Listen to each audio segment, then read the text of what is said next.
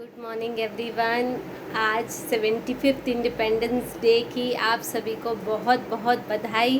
और फ्रेंड्स, आज मैं आप लोगों से बहुत ही इम्पॉर्टेंट बात करने के लिए आई हूँ। इंडिपेंडेंस डे हम लोग आज सेलिब्रेट कर रहे हैं 75th, है ना। कितनी बड़ी बात है, हमारे देश को आज़ाद हुए 75 साल हो गए हैं।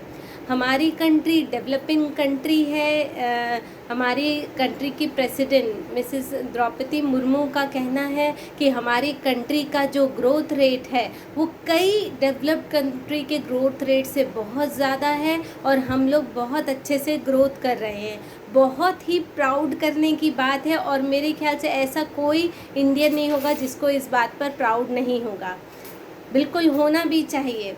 लेकिन क्या आपने सोचा, हम लोग ग्रोथ कर रहे हैं लेकिन हमारे कंट्री में जो सिटीजन्स हैं उनकी हेल्थ कैसी हो रही है। ग्रेजुअली अगर आप देखें तो इंडिया में जितने भी लोग हैं उन सभी की हेल्थ धीरे धीरे फॉल हो रही है। और अगर हम कुछ स्टैटिस्टिक्स की बात करते हैं तो इंडिया में आप जानते हैं 77 मिलियन लोग डायबिटीज़ से ग्रसित हैं। ये 2019 का आपको डेटा बता रही हूँ, यानी आज की तारीख में ये डेटा और ज़्यादा होगा। आपको पता है वर्ल्ड में सेकंड रैंकिंग हमारा है, हमारी कंट्री का डायबिटीज़ के मामले में। ऐसा कोई घर नहीं होगा जिस घर में कोई डायबिटिक नहीं होगा। पहले हमें रेयर ही सुनने को मिलता था कि हाँ 5वें 6वें घर में किसी को डायबिटीज़ हो गया, और आज की तारीख में ऐसा कोई घर नहीं है जिसके घर में किसी न किसी को डायबिटीज़ ना हो या एक से ज़्यादा लोगों को डायबिटीज़ ना हो। इसका कारण क्या है?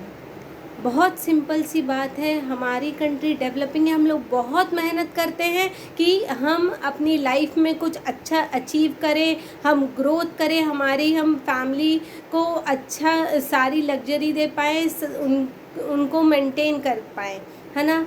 लेकिन कहीं ना कहीं इस सब में हम अपनी हेल्थ को इग्नोर कर रहे हैं, है ना। डायबिटीज़ की बात करें, चाहे हम हार्ट डिसीज़ेस की बात करें जिसमें हमारी कंट्री प्रिवेल कर रही है, कहीं ये दोनों ही लाइफस्टाइल डिसीज़ेज़ हैं और हमारी लाइफस्टाइल में बहुत ज़्यादा कमी आ रही है जिसकी वजह से हमें ये डिसीज़ेज़ हो रहे हैं। आप जानते हैं क्या, डायबिटीज़ आजकल कुछ लोग इतने अवेयर हो गए हैं और अपनी लाइफस्टाइल इतना अच्छे से मेंटेन कर रहे हैं, बीइंग प्रोफेशनल ऑल्सो, कि वो अपनी डायबिटीज़ रिवर्स कर लेते हैं। कैसे बताऊं? वो डेली वर्कआउट करते हैं, योगा एक्सरसाइज करते हैं और अपनी बॉडी का न्यूट्रिशन मेंटेन करते हैं। सिर्फ इसी से वो डायबिटीज़ और हार्ट डिसीज़ेज़ जैसी बीमारियों को रिवर्स कर रहे हैं। आज की तारीख में 6 में से हर एक भारतीय प्री डायबिटिक है। प्री डायबिटिक का मतलब जिसको बहुत जल्दी डायबिटीज़ होने वाली है। क्या ये अच्छी बात है? नहीं, बिल्कुल भी नहीं। और कोई भी जिसको डायबिटीज़ हो या ना हो कभी नहीं चाहेगा कि मुझे आगे चल के डायबिटीज़ हो जाए, है ना। तो अगर आप प्री डायबिटिक हैं तो आप अभी से उसके लिए अवेयर हो जाइए। रेगुलर योगा एक्सरसाइज कीजिए, अपनी बॉडी का न्यूट्रिशन मेंटेन कीजिए और इस बीमारी को आप होने से बचा सकते हो। अगर हम कार्डियोवैस्कुलर डिसीज़ेज़ की मतलब हार्ट डिसीज़ेज़ की बात करें तो लगभग हमारी कंट्री में 45% डेथ्स जो होती हैं वो कार्डियोवैस्कुलर डिसीज़ेज़ की वजह से होती हैं। ये भी बहुत ही अचंभित करने की बात है।